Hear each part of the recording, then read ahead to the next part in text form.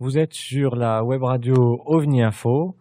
Nous sommes actuellement, non pas en direct, mais en différé à la Maison de l'Image à Avallon. Donc une association ayant pour but de donner des cours informatiques aux Avallonnais. Donc Avallon se situe dans le département 89. Et nous recevons sur cette web radio Monsieur Rémi Fauchereau. Bonjour. Bonjour. Donc, Monsieur Fauchereau, en quelques mots, est-ce que vous pouvez vous présenter? Eh bien, je m'intéresse à l'ufologie depuis l'âge de 16 ans, j'ai 53 ans, je suis technicien biologiste de formation. J'ai lu des livres généraux un peu au départ, quand j'étais jeune et que j'étais en troisième. C'est commencé par les Frank Edwards, Affaires sérieuses, les soucoupes volantes, affaires sérieuses, le livre noir des soucoupes volantes. Et puis c'est ce qui m'a intéressé. Après j'ai continué dans les séries J'ai lu, l'aventure mystérieuse. Et puis je me suis contenté de faire de la généralité en ufologie. C'est-à-dire que je me suis pas intéressé, comme maintenant je fais, au département de Lyon, disons, de manière spécifique, mais j'ai resté dans le domaine général de l'ufologie jusqu'à la terminale à peu près. Et puis après, je suis parti en faculté de médecine, biologie, où là, j'ai complètement arrêté de faire de l'ufologie parce que mes études étaient trop prenantes. Après une période de service militaire où je suis tombé malade à la suite de mon service militaire, j'ai arrêté pendant une période de 3-4 ans. Et puis j'ai repris mes études de technicien biologiste à Paris. À Paris, j'ai découvert donc avec les fameuses cassettes, les 12 émissions qui étaient consacrées aux ovnis, qui étaient vendues en librairie, l'ufologie. Je me suis remis à l'ufologie à peu près dans ces moments-là. J'ai découvert aussi l'adresse du Sceau, le Sceau qui était un organisme d'archives ufologiques. J'avais quelques petites archives chez moi, j'ai commencé à prendre quelques contacts, mais j'avais encore mes études de technicien biologiste à poursuivre, qui me prenaient au moins encore 3 ans. Donc je me suis intéressé qu'épisodiquement à l'ufologie, et c'est en 98, après avoir obtenu mon diplôme et en revenant de Paris, après mes études, que je me suis mis à m'intéresser avec pour partenaire le Sceau, à l'étude de l'ufologie dans le département de Lyon. C'est d'ailleurs le Sceau qui m'a contacté, qui m'a dit qu'il n'y avait personne dans ce département et qu'il était intéressant de faire quelque chose à ce niveau-là. Donc j'ai commencé à récolter des témoignages, des témoignages que j'avais recueillis dans les Lyonnes républicaines sur le département. J'ai pensé qu'il y en avait d'autres, il fallait continuer à investiguer ce journal. Et puis je me suis mis aussi à faire des recherches dans le département de Lyon, c'est-à-dire que par voie d'affichage, par le bouche à oreille, par des publicités passées dans un petit journal, le Cricket Magazine, j'ai réussi à avoir beaucoup de témoignages. Et comme ça, depuis 98 jusqu'en 2007, j'ai enquêté. Et j'ai à peu près 40 classeurs, si on peut dire, de 200 pages. Ça fait à peu près 8000 pages d'enquête sur le département de Lyon, qui sont à peu près inédites, qui sont inconnues, soit de la gendarmerie, soit des services officiels, soit des associations ufologiques ou des écrivains qui ont écrit sur le thème de l'ufologie un petit peu dans Lyon, comme Jean-Claude Bourret, etc., qui a fait quelques allusions au département de Lyon, Jean Sider aussi. Bon, il y a les cas classiques qui connaissaient des années 54, mais j'ai pu les retravailler, faire des recherches à nouveau, retrouver des témoins, donc approfondir ces recherches.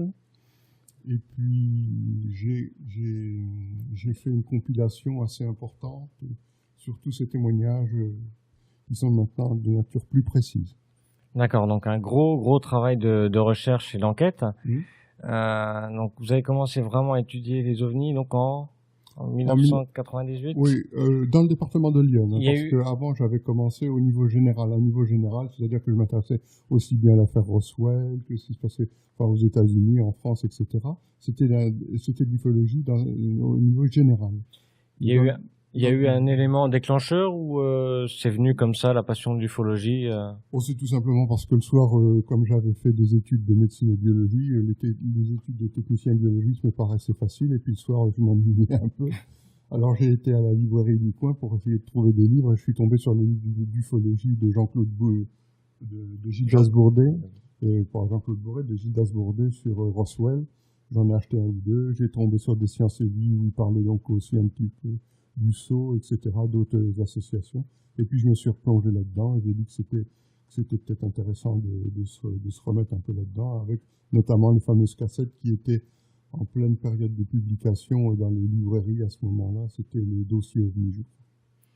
Donc actuellement, donc vous compilez énormément de témoignages, à la fois dans des articles de presse et vous allez aussi sur le terrain enquêter. Est-ce que vous pouvez nous dire quelle est votre méthode de travail, comment vous travaillez? Ma méthode de travail, elle est simple. Premièrement, je passe au départ une publicité d'une manière ou d'une autre. Le témoin qui lit cette publicité me contacte par téléphone.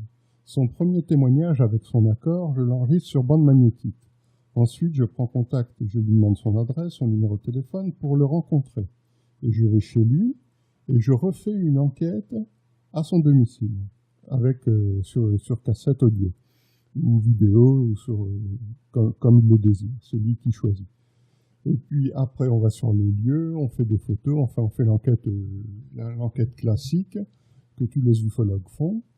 Et suite à ça, on établit des témoignages, on établit un témoignage, je veux dire, du phénomène observé par le témoin.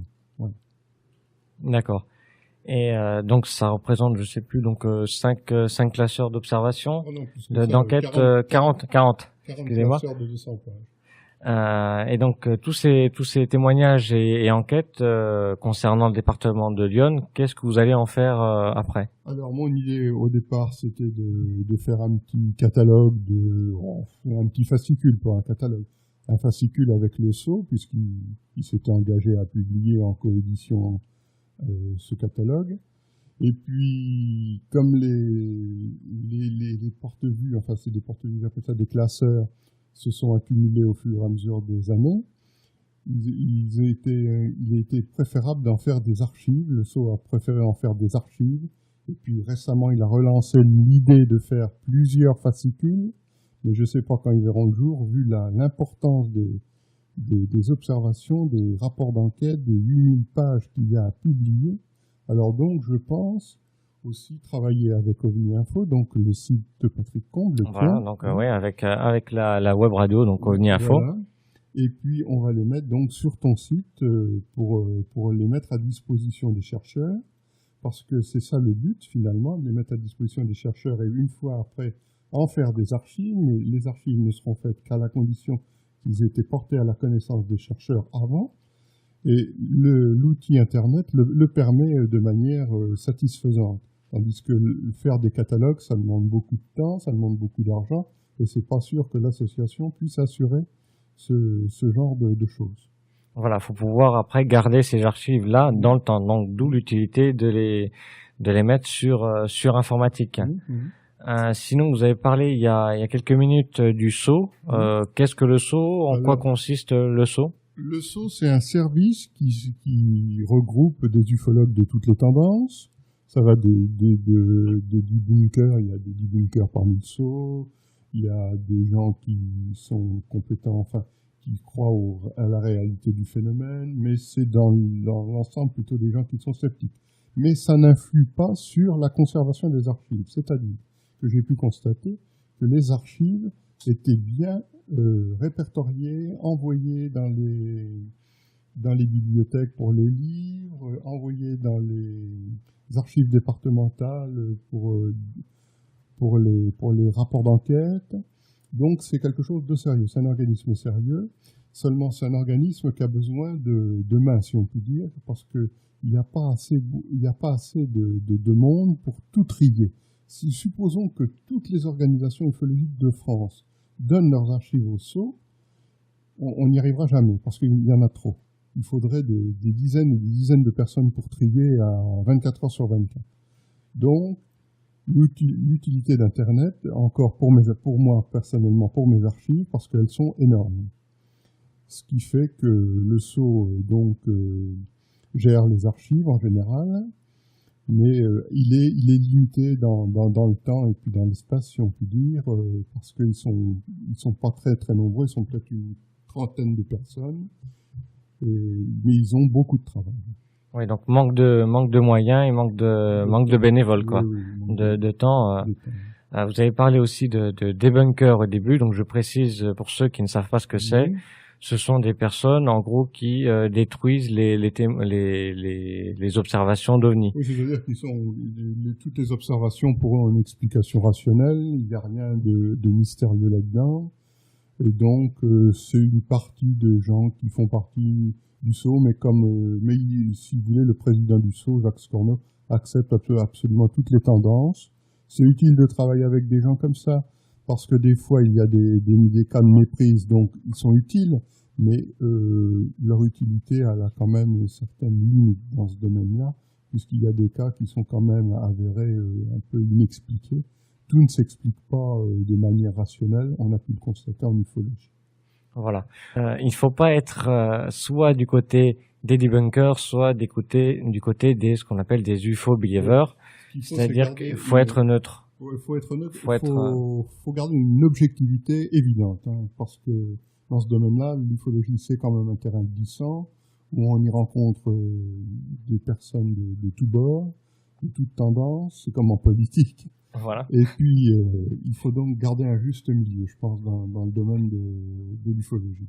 Sans parler on a parlé politique, on n'a pas voulu dire qu'il faut être au centre non plus, hein. Petite parenthèse politique. Oui, une petite parenthèse, utile. Sinon, donc vous participez au SSO, vous faites des enquêtes, vous allez chercher de l'information. Est-ce que vous participez aussi à d'autres associations ufologiques, astronomie? Je fais beaucoup d'associations. Je fais partie de beaucoup d'associations, environ une dizaine. J'ai commencé à la SOBEPS, après avoir adhéré au SSO. J'ai commencé à adhérer au SSO en première intention. Deuxièmement, j'ai adhéré à la SOBEPS en Belgique, l'ex-SOBEPS, puisque maintenant la SOBEPS n'existe plus, elle a été dissoute. C'était utile. Bon, pour la vague belge, par exemple, dans les années 90, je m'y étais intéressé, je m'y étais réabonné à Inforespace. J'avais appris pas mal de choses. Et là, j'ai pris contact aussi avec Claire Beau, qui m'avait envoyé, comme je voulais m'intéresser à l'enquête, qui m'avait envoyé un guide de l'enquêteur qui était très bien fait, je trouve, de la part de la SOBEPS. Depuis, il y en a eu d'autres associations ont fait d'autres guides d'enquêteurs. On en trouve aussi sur Internet, sont bien faits en général. Bon, mais je fais partie aussi d'associations où je suis correspondant, j'étais correspondant au Mi-Champagne maintenant. Mi-Champagne, au GNEGU aussi, correspondant au GNEGU. C'est le comité nord-est d'ufologie, qui est dirigé par Gilles Munch, si je me souviens bien. Bon, ils sont aussi plutôt sceptiques. Ils sont assez sceptiques. Assez sceptiques, hein, en général. On peut dire qu'ils sont assez sceptiques. J'ai rencontré Patrick Fournel, qui en fait partie, qui est dans la Côte d'Or, qui s'occupe de la Côte d'Or aussi. Mais enfin, dans l'ensemble, on peut discuter avec ces gens-là, il n'y a pas de problème. J'ai fait partie d'OVNI Marne aussi, mais OVNI Marne a été dissous aussi, puisque c'était Blanchard qui s'en occupait. Maintenant, il s'en occupe plus, depuis les repas ufologiques, parce qu'il y a eu des petits différends entre Gérard Lebas, des repas ufologiques parisiens qui avaient organisé la manifestation, et puis Alain Blanchard. Bon, ben ça, je fais partie de Spica maintenant, récemment, il n'y a pas très longtemps. Je fais partie aussi de clubs d'astronomie locales, comme Andromède à Auxerre, qui est dirigé par Gilles Borda, par Christian Borda, pardon, et puis qui est aussi un ancien d'Ouranos, qui était une association ufologique qui publiait Ouranos, qui publiait un fascicule, d'ailleurs qui s'appelait Ouranos. C'était une des premières associations ufologiques dans les années 70 ou 68, tout ces moments-là. Et puis, je fais partie de la ferme des étoiles d'Iberville aussi. D'accord, donc la ferme des étoiles, au passage, c'était au milieu du mois d'août, oui. À Fleurance, dans le Gers. Voilà, oui. Très bon département au passage. Sinon, donc, vous avez aussi participé aux rencontres ufologiques européennes de Châlons-en-Champagne en 2005. Quel est votre avis sur cet événement? Quelles sont vos impressions après y avoir participé? Sur cet événement qui a duré 3 jours environ, mon avis était que c'était quelque chose, une manifestation unique un peu au monde à cette période-là. C'est un peu comme ça qu'on l'a défini dans la presse. toute la presse en a parlé, en France, même à l'étranger. Et donc, il y a eu, c'était européen, c'était une rencontre européenne. Il y avait beaucoup d'associations qui venaient d'un peu partout. On a pris des contacts entre associations. Il y a eu des conférences faites par les principaux responsables des associations européennes, qui ont été filmées, qui ont été d'ailleurs mises sur DVD et qui sont à la disposition des gens qui veulent les écouter ou les voir.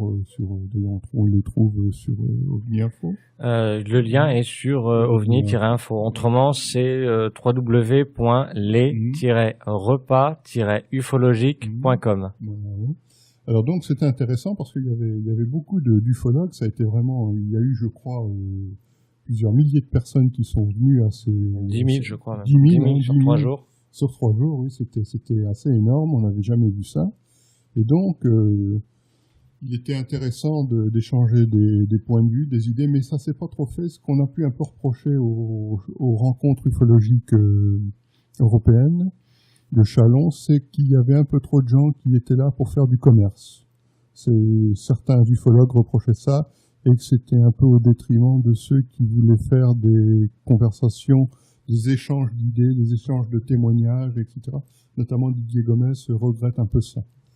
Bon, c'était quand même utile pour les novices qui n'avaient jamais fait d'ufologie, qui connaissaient peu d'ufologie, de rencontrer des gens qui pouvaient leur proposer des livres à prix réduit pour s'intéresser un peu plus à l'ufologie, approfondir un peu plus leurs connaissances.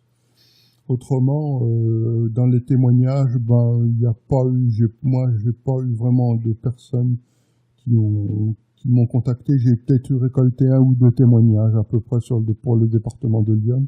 Donc c'était assez limité au niveau des témoignages. C'était surtout du commerce de livres, des présentations d'associations européennes et puis des conférences. Voilà. En gros, ça, on peut résumer à ça.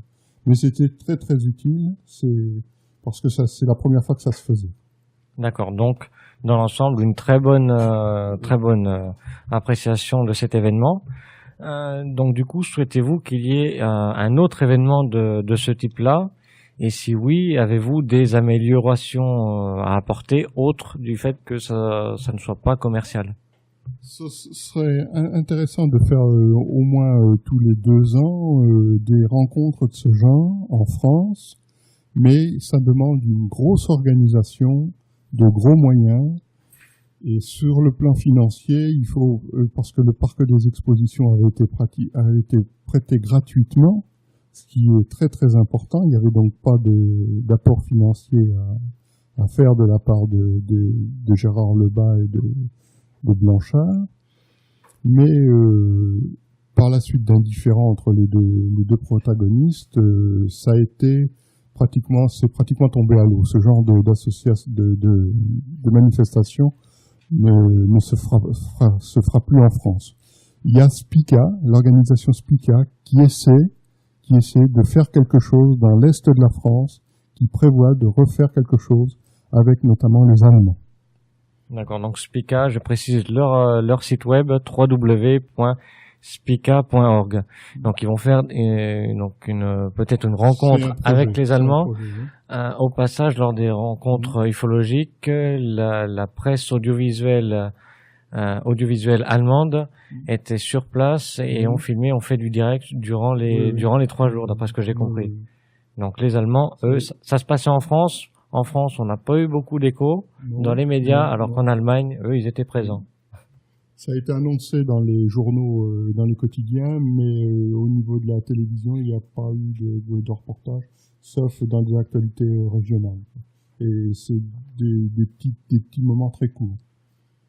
D'accord. Donc là, on va passer à un autre événement, plus proche de nous. Vous avez, et moi-même, participé à la conférence à Avallon, dans le département 89, dans le département 89, les 25 et 26 août 2007. Quelles sont vos impressions? Alors moi, mes impressions sont très bonnes. Déjà de la part des personnes qui étaient là, on pensait pas avoir tant de personnes. Et on a pu discuter d'un peu tout. On a fait une revue de toute l'ufologie dans tous les domaines, les rencontres de premier type, deuxième type, rencontres de troisième type, qu'est-ce que le phénomène OVNI. On a défini un peu ce que c'était que l'ufologie, les associations, tout ça. Il y a eu des questions, il y a eu aussi beaucoup de, vu le nombre de personnes qu'il y avait, on était à peu près une vingtaine, hein, on peut dire à peu près une vingtaine. Ouais. Parmi une vingtaine de personnes, on a eu beaucoup de gens qui nous ont donné des témoignages, qui sont venus apporter d'ailleurs leurs témoignages. Ils sont venus à la conférence pour apporter leurs témoignages. Et on va prendre donc des contacts avec ces gens-là. C'est des témoignages anciens, bien sûr, qui sont parfois imprécis. C'est le problème des témoignages anciens. Mais quand même, c'est des témoignages intéressants qui sont assez, comment dire, percutants, si on peut dire. Donc ça vaut le coup d'aller faire des enquêtes. Alors on fera des enquêtes, moi je ferai des enquêtes, j'ai pris leur référence, je ferai l'enquête, et puis on le mettra sur le site OVNI Info quand l'enquête sera faite. Voilà, donc en résumé, un bon événement ufologique qui a permis de sensibiliser une partie de la population, une vingtaine de personnes. Et donc les personnes qui sont venues témoigner ont fait le déplacement grâce à l'article qui a été paru dans le journal Lyon Républicaine. Donc je remercie Lyon Républicaine pour leur article. Voilà. Sinon, la conférence a été filmée et enregistrée en audio. Vous retrouverez tous ces documents prochainement sur le site OVNI Info. Je répète, www.ovni-info.fr. Sinon, donc on a parlé des crop circles, on a parlé des abductions, on a parlé aussi des différentes séries à la télé.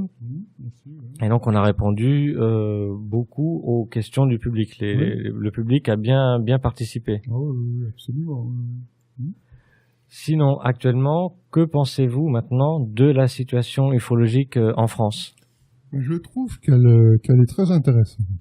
Je trouve qu'elle est très intéressante par des initiatives comme par exemple les repas ufologiques qui sont relayés par Internet ou des choses ou des procédés comme ça, ou parce que la radio, la télévision commence à parler un peu de l'ufologie en France depuis qu'on a mis les archives du GEPAN en ligne sur Internet. Il y a eu un gros comment dire un grand effet médiatique. Ouais, un grand effet médiatique, voilà. Ouais. Et donc ça a déclenché beaucoup de choses. Il y a eu aussi le phénomène la saga Mystère qui a fait parler aussi des crop circles. Donc tout ça, on en parle, on se rend compte qu'à la radio, aussi à la radio il y a eu des émissions, à la radio, à la télévision, on en parle de plus en plus, mais surtout sur Internet, on constate qu'il y a de plus en plus d'associations ufologiques, de gens qui font des forums, qui discutent avec les internautes, avec les ufologues. Et donc, ce qui est important, c'est Internet. Je pense que l'ufologie va se développer de manière très très importante grâce à Internet. Ça, c'est une certitude. Donc avec les nouveaux moyens de communication tels que la radio, la télévision, sur Internet. D'accord. Et d'après vous, comment pourrions-nous faire avancer positivement l'ufologie? Justement, on peut faire avancer l'ufologie positivement.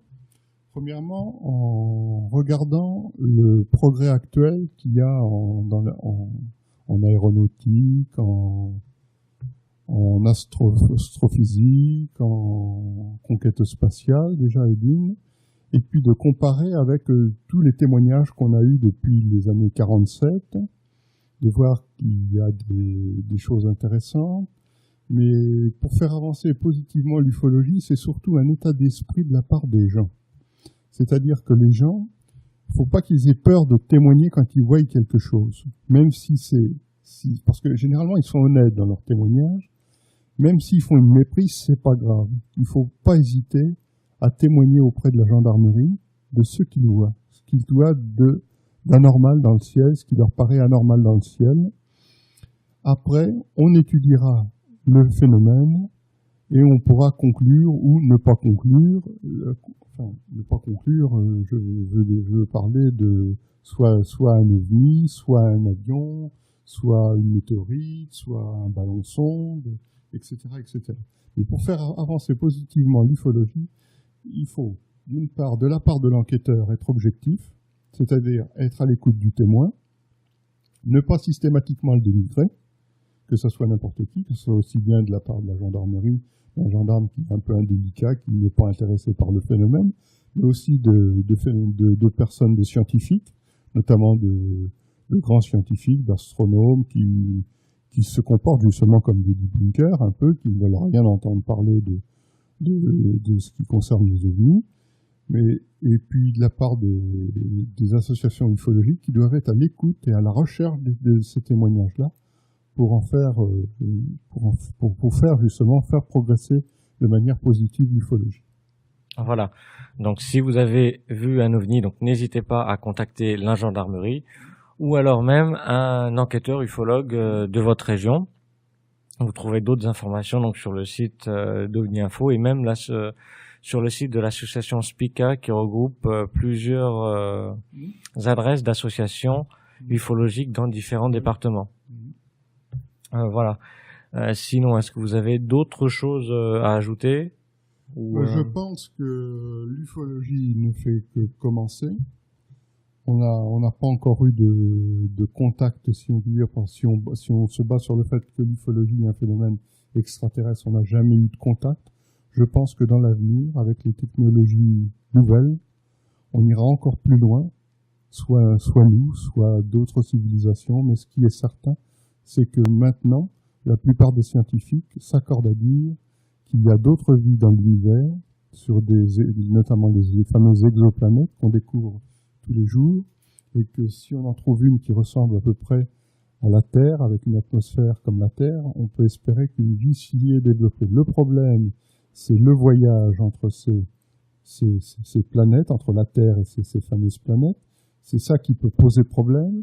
Mais est-ce que si une civilisation supérieure à la nôtre existe, est-ce qu'elle n'a pas résolu ce problème du voyage? Et qu'est-ce qu'on connaît finalement de l'univers? Pas grand-chose à part la certitude du Big Bang pour l'instant. Et il ne faut pas oublier qu'en science, une vérité est vraie pour un temps donné, un jour donné, une époque donnée, et que demain elle peut s'avérer complètement fausse. Donc tout est toujours relatif. Tout est toujours relatif. Voilà, donc la science c'est en perpétuelle évolution. Donc sur ce, je vous remercie Monsieur Rémi Fauchereau d'être venu sur l'antenne d'OVNI Info et d'être venu à la conférence à Avallon. Donc merci. Merci beaucoup. Au revoir. Tout de suite, on va s'écouter une petite musique de fin d'interview que vous pourrez réécouter prochainement. Donc l'interview sera rediffusée. Donc on va se quitter avec une musique assez connue, une musique d'un film, Requiem for a Dream. Et là, il s'agit d'un remix de Luxa Eterna, toujours donc une musique en Creative Commons. Voilà. Bonne journée, bonne soirée ou que sais-je sur OVNI Info. Au revoir.